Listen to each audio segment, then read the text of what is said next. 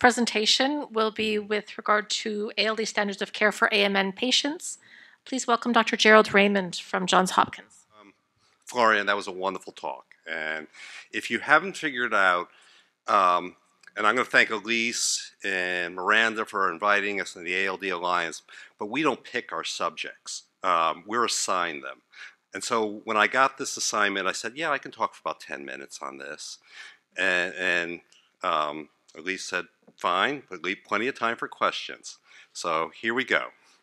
So, and happy St. Patrick's Day Eve to everyone. That's the dome in green. Okay. What we haven't heard, and I thought I would be, at the end of the day, this would be really redundant, but ALD is a peroxisomal disorder. And I just want to give a big shout out to peroxisomes, because when I talk to medical students, you know, they go home and they go, there's a guy who does nothing but specialize in one organelle. And I have to say, I also specialize in lysosomes, so it's fair enough.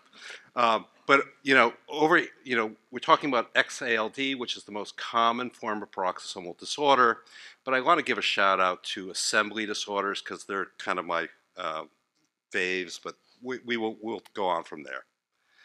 ALD is, everything is in the name. It's an X-linked disorder, has an incidence of about 1 in 17,000, although listening to the states yesterday, it varies from like 1 in 6,000 to 1 in 15, 17, 18,000. It's due to changes in the ABCD1, results in defects in peroxisomal beta oxidation, and the accumulation of these very long-chain fatty acids. And as we've heard, affects the myelin, the adrenal cortex, and the Leydig cells of the testes. One of the most fascinating things, I still find it amazing, is that ALD has all of these phenotypes. And so we talk about the cerebral disease, and particularly in boys, we talk about this adult disease, adrenomyeloneuropathy, the Addison's, the adrenal dysfunction, as well as the asymptomatic individuals. And we're going to talk about the disease that also affects women. So adrenomyeloneuropathy, or adrenal leukodystrophy in adults, has typically an adult onset, mean age of about 25, gradual progression, spastic paraparesis, and is consistent with the normal lifespan. And that's an out-of-date slide, talks about cerebral disease occurring in approximately 20%. But as the little graph up above shows that the period of time that you're asymptomatic declines as you get older. How long women are asymptomatic, or we may not see, is we really lack a lot of longitudinal data.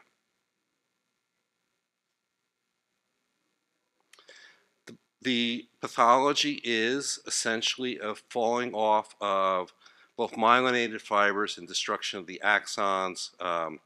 You see that paleness up in the corner there. I don't know if I've got a pointer. And the cord actually atrophies, but it's so subtle that as we have discussed multiple times, we do not generally recommend MRI imaging of the spinal cord outside of a research situation. The spastic paraparesis is progressive stiffness with contractions in the lower limbs, hyperreflexia, clonus, and it eventually leads to weakness. So we have this difficulty with walking, falls, and then the other part is that what goes down in terms of control of the motor function also affects the sensory function going up. So we see proprioception and other sensory disturbances, and bladder and bowel incontinence. Let's see. Okay. Yep. So I want you to look just here in terms of spasticity, and this is work done by Kathy Sikowski. If we just look at this angle here at the knee, you start to see what kind of is going on in the individual. And this is the normal function of the knee. It's going to bend and contract. And the knee does nothing in an individual with spasticity. So it is just held in the same 180 degrees because of the failure of the relaxation. And then it eventually is going to lead to progressive weakness. When we look at the speed of this, and I only want you to look at the last part of this, it's really quite slow. We see it over 15 to 20 years where you start to see significant assistance to walk, including the use of a wheelchair. The other thing that we see in individuals, men with adults with adrenoleukodystrophy is we begin to see demyelination. This is one study out of the Netherlands, and they looked at a cohort of individuals, and they saw demyelination occurring at approximately 63%. Now, I always have to caution that we don't have good longitudinal data for a lot of things. And so these are cohorts of men who came to attention who are known to have adrenoleukodystrophy. And so they are monitored, they continue to come back, and so that's the percentage that's seen in that population. Is that the actual number? Well, we don't know what the denominator is. We don't know what that bottom number is in individuals out there with adrenoleukodystrophy in their adult years. So this is based upon 17 individuals. Is that everybody? We don't know. So we have to be cautious about percentages. Similarly, this slide talks about 20 to 50% of women with disease-causing variants will have symptoms. They predominantly have myelopathy and peripheral neuropathy, kind of expressed as spastic paraparesis, dysesthesias, bladder and bowel symptoms. And this is a little chart from the Dutch showing that women, as they get older, seem to present with more symptoms. That's all well and good again, but we don't know how many we're missing, who are not coming to clinics, who are not being followed. And so these are numbers that are always going to be somewhat in flux.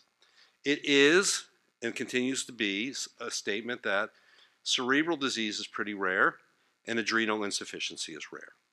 So when we talk about recommendations for monitoring, these things are all going to come to the forefront. Not to be overlooked, I do think that pain in women has been sort of understudied, but it's now getting some of the attention it requires. The women, more so, but men can also have pain, have dysesthesias, burning, heaviness, and the decrease in touch, vibration, and position sense. And it clearly affects the quality of life and their performance. And so you see decrease in any of the metrics. You see decrease in their abilities because pain is beginning to really impair the things that they're trying to get done in their day. Which leads me to the international recommendations for the diagnosis and management of patients with adrenoleukodystrophy. Eric touched on this morning. This was a large consensus study, and I think if you kind of run through the list of the authors, it starts with Mark Engelen from the Netherlands. Irene Hufnagel is the senior author. Florian's there. Ali is there. Eric is there. These are all individuals who contributed to this consensus paper. The methods were that they started with, gee, we should get together a consensus paper. Amsterdam talking with Kennedy Krieger and MGH. So it basically is, gee, we should really get some data together. That led to, let's talk to 30 people we know. And it's about 15 of the people are probably right in this room. So it is a little bit of incestuous. We're all talking to ourselves. And they use what's referred to as a Delphi procedure. They put out a bunch of questions, and they ask, do you agree with it? Do you disagree with it? What do you think the things are? And so, well, I think we're all a collegial group. We are a little bit like herding cats. So you're going to get differences of opinion. But what they decided was, and this is how Delphis work, is if we all agreed that these were appropriate things, and the majority agreed, it would get listed. If we all disagreed, it would get dropped, or we'd say we don't agree. What is the gray zone here? It's neither appropriate or inappropriate. So you got to, when we talk about some of these things, you got to kind of you got to understand that someone may have disagreed. We may not have all come to agreement. It doesn't mean it's not right. It may mean that it's going to be right at some point. But at the moment, without a little bit more data, we could not agree. So the results looked at the diagnosis, and I'm not going to go through everything on this, the treatment and management, cerebral ALD, screening for cerebral ALD treatments, treatments of myeloneuropathy, adrenal insufficiencies and treatments, and gonadal insufficiencies. And I'm going to focus strictly on the adult manifestations and the adult recommendations. I did want to point out this very interesting figure, in my opinion, that's half man and half woman, because it reminded me of home, which is Baltimore, where we have male-female statue, which is outside of the Penn Station Railroad. It's oftentimes called the kinkiest bit of art in Baltimore. It stands about 15 meters tall, which is about 50 feet. So it's a very impressive statue as you come out of Penn Station. But again, this figure that has half a testicle, we're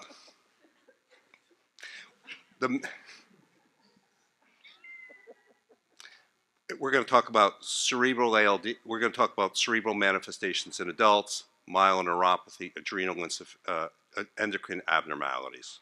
And we're going to cover that in men and women. So what about cerebral ALD? Well, we've heard in a lot of detail that it can occur in boys, but it can also occur in men.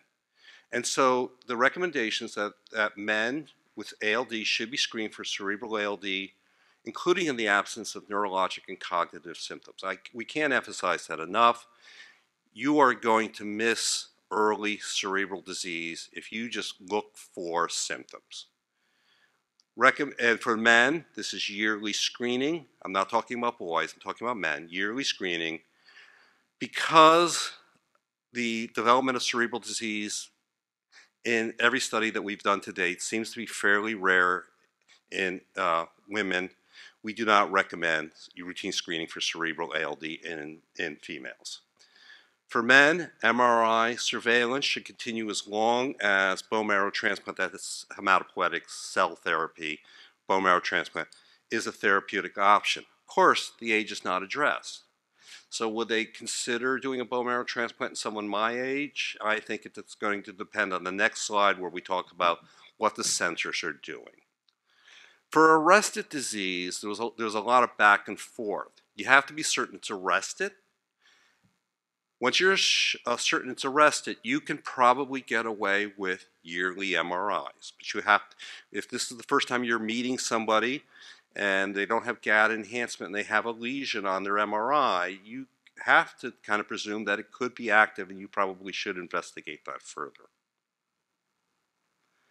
Okay, what about the treatment for cerebral ALD? And I'm again focusing on adults. Transplant eligibility should be determined by a ALD transplantation expert. So we have two in the room. You can ask them. But that really should be left to individuals who are used to dealing with adrenal leukodystrophy transplants or gene therapy. Outcomes are similar to boys. They're poor in advanced disease.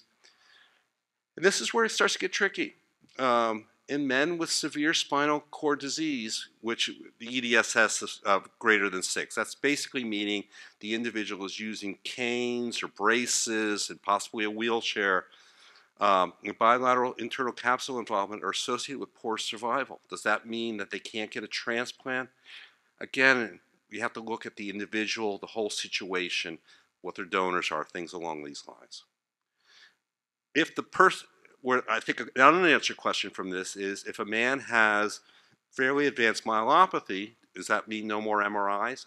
I would argue that I like to know if they're developing cerebral disease so that I can inform them but that wasn't a consensus among the groups, okay? And that's where things are going to differ between center to center.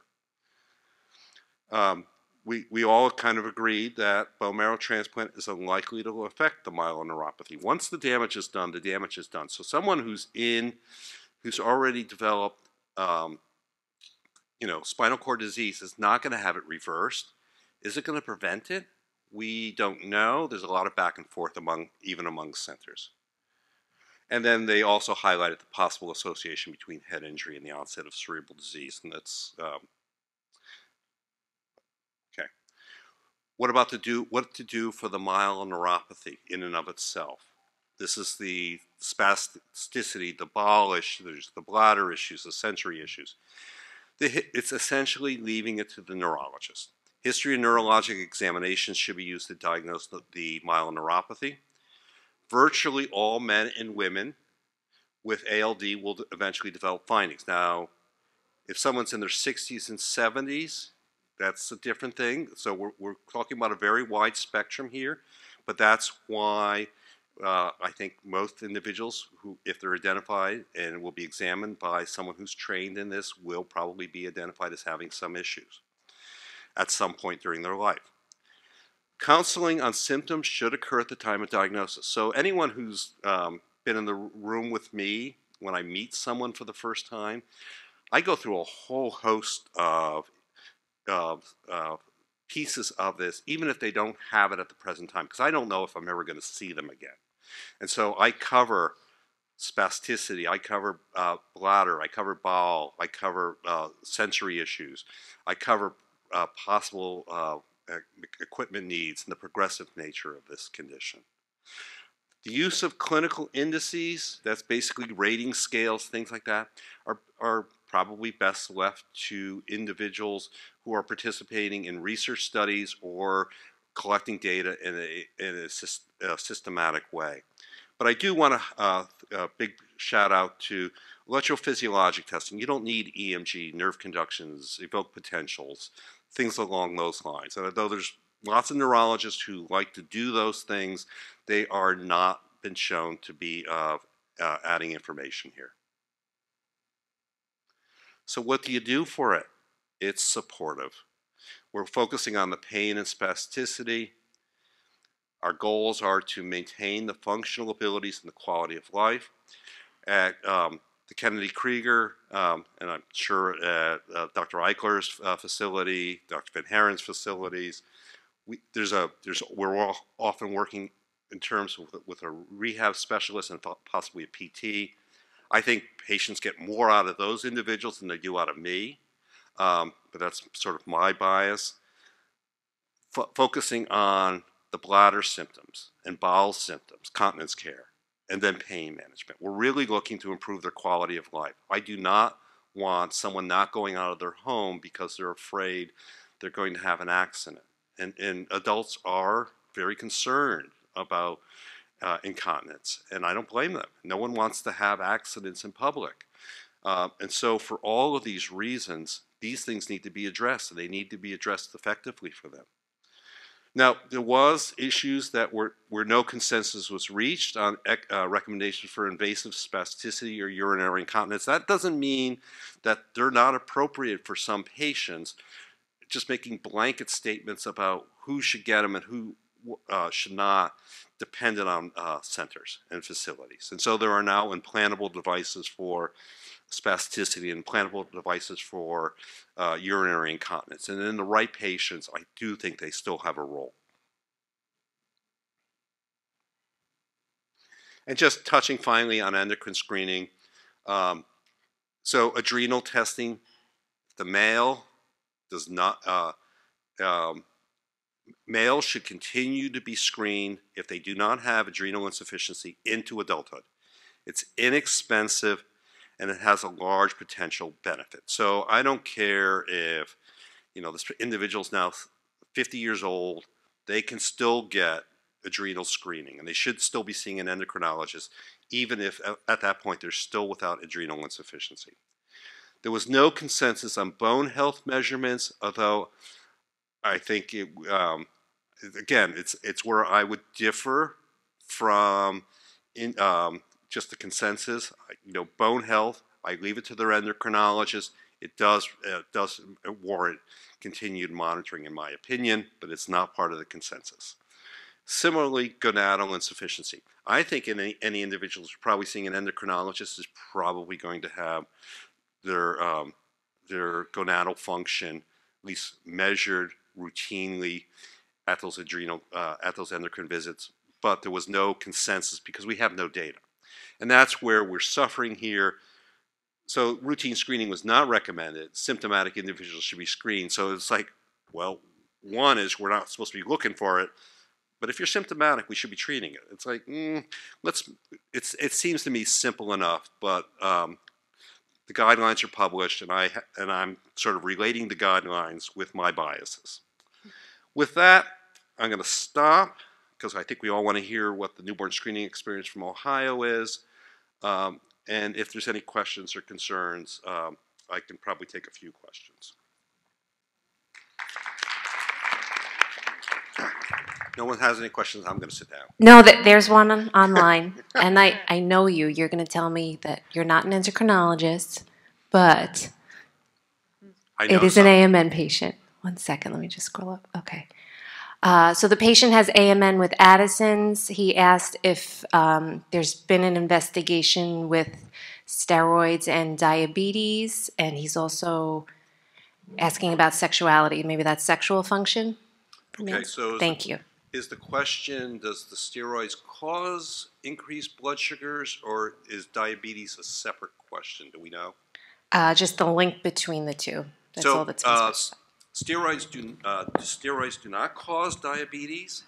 There may be, to date, we have lacked the evidence that ALD results in diabetes.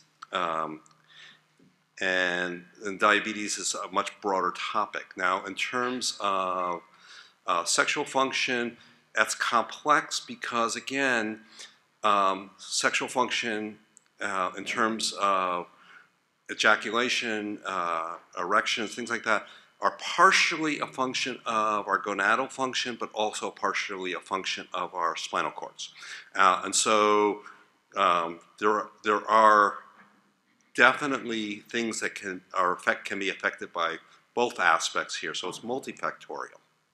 Thanks. So as a pediatric neurologist, the idea of providing all of the information about all the prognosis that they might experience over the next few decades. No, that's only when I meet with an adult. Right. Yeah. I'm just highlighting the difference in approach between pediatric and adult care. And so I wonder, what's your opinion regarding, do you feel like it's just less emotionally charged for the families by the time they get to you? Do you feel that the potential for loss to follow-up is so much greater in adults? How did you arrive at that practice? So I see individuals across the age spectrum, for one. So I deal differently with newborns in terms of I have a different conversation with newborns about and their families about how we're going to monitor and what our expectations are. So in those individuals, I am saying, my goal is strictly to keep your son healthy. There is a wide spectrum here, and we don't need to go into it all at the moment. When adults come to us as a tertiary or quaternary center because they've recently been diagnosed because someone else has come to attention, or because they have spastic paraparesis already, or they're the brother of someone, then I go through all of that. I sort of do tailor it to the person who's in front of me, but oftentimes with the adults, they're coming in, and it may be a one-off. I may never see them again. It makes a lot of sense if they already have symptoms and a diagnosis. For sure. Yeah, so and that actually leads to another point. Is like when I'm meeting with a family for the first time, especially with a newborn who's been identified, I may touch upon that the mother may have symptoms, but I don't go into them, and I in fact get them their own appointment. I never do that. I've done I met women with early cerebral disease. When the son has early cerebral disease, we're talking bone marrow transplant. It's like, we're going to cover your symptoms at a completely later time. It just, that's all got to be taken into. It's just clinical care. Thank you. I'm not sure if this question is more for Dr. Eichler or for you or for both. With children, given the neuroplasticity that's natural in children, treatment can be more rehabilitative. I just wanted to know if you would prescribe OT and PT more as modification of activity, or do you think that there's room for some kind of rehab in general? No, there's definitely room for rehab, and then there's definitely room. Well, let's just deal with the adults with myeloneuropathy, and again, working with my collaborator, Dr. Zakowski at Kennedy Krieger, we demonstrated a number of years ago that women could improve their function by exercising, and back when Curves was a gym, we got funding to send people to Curves, women to Curves, and demonstrated that women who exercise improve their function. Now, you can't exercise yourself out of a disability, but you can maximize what you have, and that was actually an important observation in the field at the time. Do you find pelvic floor PT helpful? If that is their if that's the major symptom, yes, it is helpful. My question is also around myeloneuropathy. Yep. Since the long time span that you can see that progression, you just touched on one potential lifestyle change that may impact that. Have there been other studies, or maybe if they're not formal studies, have you seen observations in lifestyle that may impact that progression? So there's a lot of interest in a lot of different agents, as well as other things. Some of them are presently ongoing clinical trials, but I think the vitamin D that Dr. Van Haren talked about this morning is one of those things that's like, well, making certain you have vitamin D on board. Dr. Pujol in Spain has looked at the antioxidants, and people have looked at people are looking at and still looking at a variety of other agents. One follow-up question. You're mainly talking to supplements. Is there other things in observation maybe that so beyond no, I'm not. I don't think I have anything else at the moment. Beyond the concerns about the head trauma, and the head trauma is fairly significant. When we talk about head trauma, I think we have to clarify that we're talking very significant head traumas. So, well, people worry about concussions and less, not minimizing them, but the traumas have been fairly significant. Automobile accidents, depressed skull fractures, things along those lines have triggered cerebral disease. Okay, thank you.